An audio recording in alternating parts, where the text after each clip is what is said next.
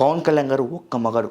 నేను టైటిల్కి జస్టిఫై చేస్తా, ఈ వీడియో చూడండి. హాయ్ ఫ్రెండ్స్, రేపు ఒక పండుగ జరగబోతుంది పిఠాపురంలో. అదేంటి, జనసేన పార్టీకి సంబంధించిన ఆవిర్భావ సభ జరగబోతుంది. కన్నుల పండుగ జరగబోతుంది, మామూలుగా లేదు. దాదాపు ఎన్నో కోట్ల ఎస్టిమేషన్ వేస్తున్నారు. దాదాపు 10 నుంచి 15 లక్షల మంది జనాలు వస్తున్నారు. ఇదంతా ఒక టాపిక్. నేను ఎందుకు ఈరోజు వీడియో చేస్తున్నానంటే స్పెషల్గా చేస్తున్నాను. ఒకసారి ఈ వీడియో పూర్తిగా చూడండి. చూసిన తర్వాత మీకే అర్థమైంది నేను ఎంత బాగా చెప్పాను. పవన్ కళ్యాణ్ ఫ్యాన్స్కి కూడా ఈ వీడియో బాగా నచ్చుతుంది. సో వీడియోలోకి వెళ్ళిపోదాం. ముందుగా మనం చిరంజీవి దగ్గర స్టార్ట్ చేద్దాం. 2008లో చిరంజీవి గారు పార్టీ పెట్టిన తర్వాత మూసేసిన కొన్నాళ్ళకి జనసేన పార్టీ స్టార్ట్ చేశారు పవన్ కళ్యాణ్ గారు. సరే, జనసేన పార్టీ స్టార్ట్ చేసిన తర్వాత మెగా ఫ్యామిలీ నుంచి ఎవ్వరు సపోర్ట్ చేయాల, ఒక్కళ్ళు కూడా సపోర్ట్ చేయాలి. మళ్ళీ చెప్తున్నా, ఒక్కళ్ళు కూడా సపోర్ట్ చేయాలి. ప్రజారాజ్యం పార్టీకి అల్లు అర్జున్తో సహా అందరూ వెళ్ళి ప్రచారం చేశారు.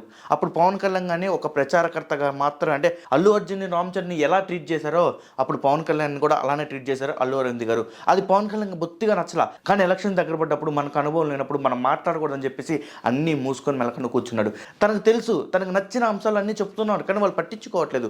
బికాస్ అక్కడ ఉన్న వాళ్ళందరూ చాలా పెద్ద పండితులు అనమాట. సో అదంతా పక్కన పెడితే పార్టీ మూసేశారు, అయిపోయింది. రీసెంట్ గా చిరంజీవి గారు కొన్ని స్టేట్మెంట్స్ ఇచ్చారు. ప్రజారాజ్యం పార్టీ జనసేన పార్టీగా రూపాంతరం చెందిందని.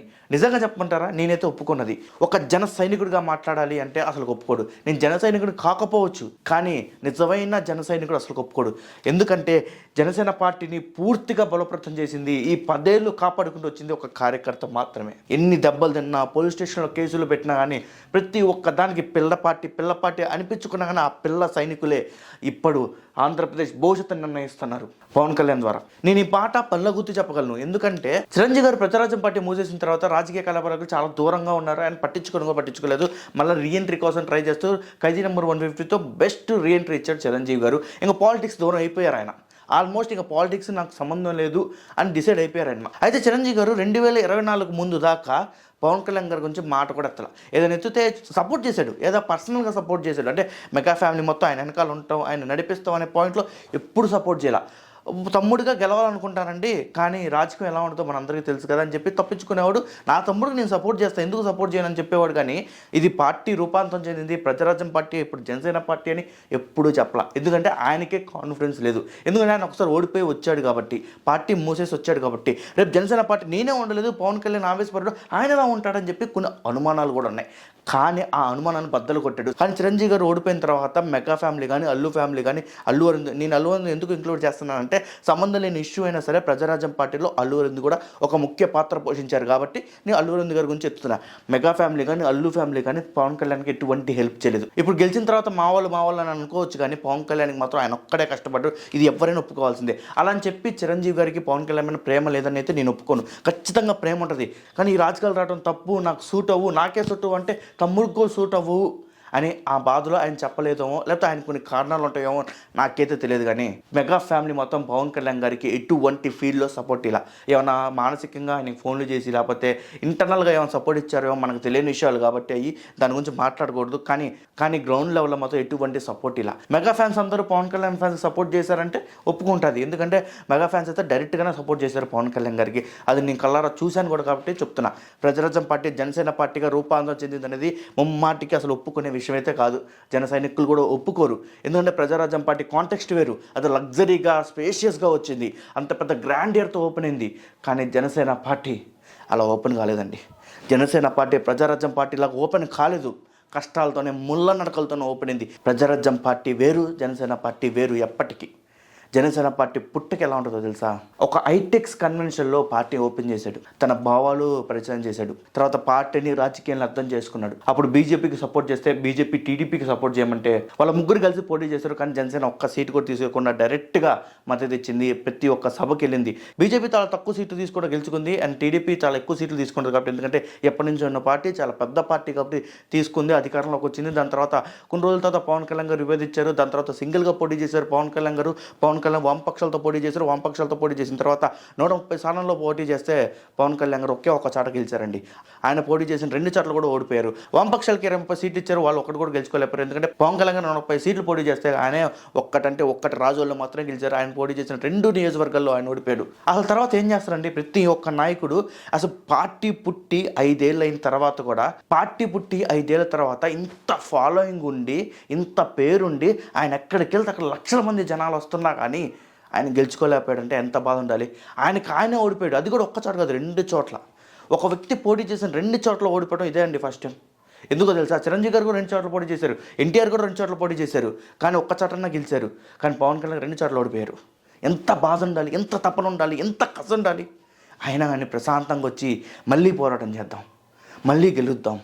మన గెలుపోవటములకు సహజం, మనకు కావాల్సింది ప్రజలు బాగుండాలని అనే ఒక చిన్న ఆ పాయింట్తోనే మళ్ళీ ప్రజల్లోకి వచ్చి వైజాగ్లో ర్యాలీ చేశాడండి.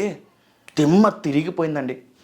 అసలు ఆ వైజాగ్లో ర్యాలీ చూస్తే అక్కడున్న జనాలందరూ జన సైనికుల, అసలు అక్కడ ఎలా గెలిచారు వైసీపీ వాళ్ళు అనిపించింది నాకైతే. ఏం చేశారండి అసలు, మామూలు ర్యాలీ అది. అసలు కనుచూపు మేరలో ఇసుక పోస్తే రానంత జనం అండి. ఓడిపోయిన ఒక 4 నెలలు 3 నెలల తర్వాత సార్ జనాలు చూస్తే పిచ్చెక్కిపోతుంది నాకైతే. వామ్మో, ఇంత ఫాలోయింగ్ ఉండి ఓడిపోయిన వ్యక్తి అసలు బయటకు వచ్చి మళ్ళీ పోరాటం చేస్తున్నాడంటే ఆయన మైండ్కి యాడ్సప్. పోయినసారి ఎన్నికల్లో జగన్మోహన్ రెడ్డి గారు 40% ఓటింగ్ కొట్టి, 40% ఓటింగ్ కొట్టి కేవలం 11 సీట్లే వచ్చాయని చెప్పేసి అసెంబ్లీ అడుగు కూడా పెట్టట్లా, మొహం కూడా చూపించట్లా. ఆయన కుంగిపోయాడనాలో లేకపోతే ఈగోతో ఆయన రావట్లేదో నాకైతే తెలియదు, కానీ ఆయన గురించి నేను మాట్లాడదలుచుకోలేదు, ఎందుకంటే ఆయన టాపిక్ కాదు. ఆయన కూడా ఒక ఇన్స్పిరేషన్ పర్సనే నాకు తెలిసినంత వరకు. బట్ ఆయన వెళ్ళలేదు. కానీ పవన్ కళ్యాణ్ దట్ డిఫరెంట్ అండి. 2 చోట్ల ఓడిపోయి అసలు వేరే లెవెల్ మనిషి ఆయన. పవన్ కళ్యాణ్ డైరెక్ట్గా ఇన్స్పిరేషన్ తీసుకోవచ్చు, అంటే వేరే ఆలోచన లేకుండా బెస్ట్ ఇన్స్పిరేషన్ క్యారెక్టర్ అని రీసెంట్ టైమ్స్ అని మనం అనుకుంటే మాత్రం పవన్ కళ్యాణ్ గారే. ఖచ్చితంగా పవన్ కళ్యాణ్ గారే. ఎందుకంటే ఆయన చేసి చూపించాడు. కానీ పవన్ కళ్యాణ్ గారు ఒక్క మగాడు. అసలు వాట్ ఇన్స్పిరేషన్ పర్సన్ అండి అసలు గాను.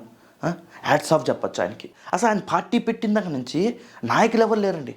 ఇప్పుడు వచ్చారు నాయకులు, 10 ఏళ్ళ తర్వాత వచ్చారు. కానీ 10 ఏళ్ళు రాజకీయం చేశాడు ఆయన. డబ్బులు లేకుండా సినిమాలు ఒప్పుకొని ఆ సినిమాలు చేస్తూ రాజకీయం చేస్తూ పార్ట్ టైం పొలిటీషియన్ అనిపించుకుంటూ పిల్లల్ని తిట్టించుకుంటూ ఇప్పుడు పోసానికి ఇష్టముడు గారు ఎక్కడున్నారు చూడండి. నేను కోర్టులో ఏడ్చాడంట పాపం. సార్ ఎందుకు చెప్పండి, నోటుతులతో ఇష్టం వచ్చినట్టు తిట్టడం, ఇప్పుడు బాధపడటం అవసరమా సార్? మీరు తిట్టినప్పుడు పవన్ కళ్యాణ్ గారు వైఫ్ కానీ వాళ్ళ పిల్లలు ఎంత బాధపడి ఉండాలి, జన సైనికులు ఎంత బాధపడి ఉండాలి. జన సైనికులు ఎప్పుడు మిమ్మల్ని ఇగోగా తీసుకోలేదండి. సరే పవన్ కళ్యాణ్ వ్యతిరేకంగా మాట్లాడుతున్నారు, కాదనట్లేదు. అయినా సరే వాళ్ళు మిమ్మల్ని ఎక్కువ టార్గెట్ చేయదలుచుకోవాలి. కానీ మీ మాటలతో వాళ్ళని కొల్లబొడిచారు. పుణ్యమైన కారం జరిగితే ఎలా ఉంటుందో మంట అలా ఉన్నారు. ఎందుకంటే బికాస్ మీరు తిట్టిన తిట్లు మాటలు, ఒక రచయిత, మీరు ఒక చదువుకున్నారు. అసలు ఆ మాటలని మాట్లాడటం సరే అయిపోయింది, మీరు అనుభవిస్తున్నారు. ఎక్కడి నుంచైనా ప్రతి ఒక్కరు అర్థం చేసుకోవాల్సింది ఏంటంటే ప్రతిరోజు మంది కాదు. ఈ రోజు మందం అవగానే ఈ ప్రపంచం మొత్తం మన చేతుల్లో ఉందనుకోవడం చాలా తప్పు. అప్పుడు కోపంగా పళ్ళు కొరుక్కుంటూ తిట్టావు. ఇప్పుడు సార్ పవన్ కళ్యాణ్ ఫ్యాన్స్ ఏం చేశారు? మీ ఫ్యామిలీని టచ్ చేశారు, నీ మీద రాళ్ళు విసిరేశారు, నిన్ను చంపబోయారు, నీయో చెప్తున్నారు. నిజమే, అప్పుడు కత్తిమాయ స్టైల్లో పోసానికి ఇష్టమల్లి లేకపోతే శ్రీరెడ్డి ఇష్యూలో జరిగినాయి. కానీ వాళ్ళు ఎవరికి చెప్పాలో అర్థం కావట్లా. వాళ్ళు ఇవన్నీ ఎందుకు చేశారో తెలుసా? వాళ్ళకి ఒక ప్రాపర్ టీవీ ఛానల్ లేక. ఇప్పుడంటే సోషల్ మీడియాలో ఉంటున్నారు, తిరిగి కొడుతున్నారు. కానీ ఒకప్పుడు ఏం లేవు. అప్పుడు పవన్ కళ్యాణ్ చాలా డల్గా ఉన్నారు. పవన్ కళ్యాణ్ గారు వీటన్నిటికీ అసలు స్పందించరు. ఆయనకి ఇవన్నీ వెంట్రుకతో సమానం. కానీ జన సైనికులు అలా ఉండరు కదా. ఆయన లీడర్ కాబట్టి ఆయన అంత సమయస్ఫూర్తితో ఉన్నారు. కానీ జన సైనికులు అలా ఉండరు. చాలా ఎమోషనల్, చాలా అగ్రెసివ్. ప్రాణం ఇస్తారండి, మాటిస్తే. హెల్ప్ చేస్తామన్నా ఏది చేస్తున్నా ప్రాణం ఇస్తారు. ఇందులో జన సైనికులు మొదట్లో ఉంటారండి. వాళ్ళకి నచ్చితే ప్రతి ఒక్కరిని గుండెల్లో పెట్టుకుంటారు. ఒక్క జనసేన కార్యకర్తలే, నేనైతే మళ్ళీ చెప్తున్నాను, ఒక్క జనసేన కార్యకర్తలు మాత్రమే గోల్డెన్ హార్ట్ అండ్ కార్యకర్తలు. మీరు వాళ్ళని సూదులతో పిన్యూస్లో గుచ్చారనుకో భరిస్తారు. వాళ్ళ టైం వచ్చినప్పుడు గొడ్డలు తీసుకుని నరుకుతారు. అలాంటి కార్యకర్తలు. ఏ పార్టీ నచ్చిందండి చరిత్రలో డబ్బులు లేకుండా? చెప్పండి. డబ్బులు లేకుండా రాజకీయం అంటే ఎలక్షన్స్లో పంచిపెట్టిన రాజకీయం కాదండి. ఒక సభ పెడుతున్నారంటే ఆ సభకి లక్షల మంది జనాలు రావడం మామూలు విషయం కాదు. అది వాళ్ళ పెట్రోలు, వాళ్ళ తిండి ఖర్చులు, వాళ్ళ రూమ్ ఖర్చులు మొత్తం వాళ్ళే పెట్టుకొని రావడం అంటే అది ఒక జన సైనికుల వల్లే జరిగింది. ఇప్పటికీ 10-12 సభలు జరిగినాయి, ఆవిర్భావ సభలు, మామూలు సభలు జరిగినాయి. వీటన్నిటి ఖర్చులు ఒక 100 సభలు పెట్టారు పవన్ కళ్యాణ్ గారు. ఈ 100 సభలకి పవన్ కళ్యాణ్ గారు జనాల్ని కార్యకర్తను పిలుచుకురండి నా సభకి అని ఏ రోజు వాళ్ళ నాయకులతో అనలా. ఎందుకో తెలుసా? ఆయన వాళ్ళ కార్యకర్తల మీద, వాళ్ళ జన సైనికుల మీద ఉన్న నమ్మకం, ఆ నమ్మకం రేపటి భవిష్యత్తు కోసం. రీసెంట్ టైమ్స్లో నేను చూసిన one of the best leader Narendra Modi తర్వాత పవన్ కళ్యాణ్ గారు నేను నమ్ముతున్నాను. ఎందుకంటే ఆయన పల్లె కార్యక్రమాలు అసలు వేరే లెవెల్ అండి ఆయన. సో ఈ వీడియోపై మీ అభిప్రాయాన్ని కామెంట్ బాక్స్లో తెలపండి. అంతేకాదు ఈ వీడియో మీ ఫ్రెండ్స్కి షేర్ చేయండి, జనసేన గ్రూపులో షేర్ చేయండి. రేపు మనం పండగ జరుపుకోబోతున్నాం. మళ్ళీ కలుద్దాం వేరే వీడియోలో. ఆయన కష్టాన్ని వివరించుకోవటం నాకు చాలా ఆనందంగా ఉంది ఈరోజు. బాయ్, జై హింద్.